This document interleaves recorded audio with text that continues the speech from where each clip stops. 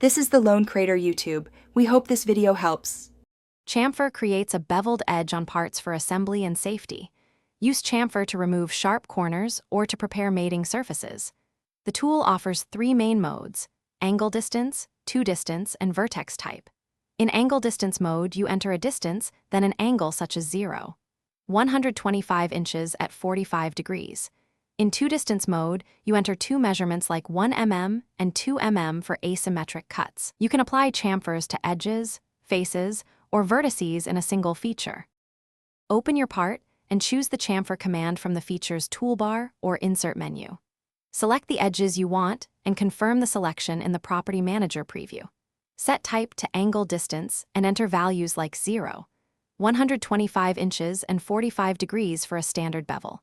For irregular bevels, choose 2 distance and enter 2 values such as 1 mm and 2 mm. Use the flip option to reverse the chamfer direction when required. Click the green check to apply the chamfer to the model. Use the full preview to inspect the chamfer before confirming the feature. If the preview or feature fails, try simplifying the sketch or reduce the number of selected edges. Use Keep Edge or Keep Face options to control adjacent geometry when topology changes occur. Remember that chamfers applied before filets can produce different shapes versus applying filets first. In assemblies, check mating faces after chamfering to ensure clearance and fit for correct function. Save a configuration before major feature changes for quick rollback. Thanks for watching. Consider subscribing if we helped you.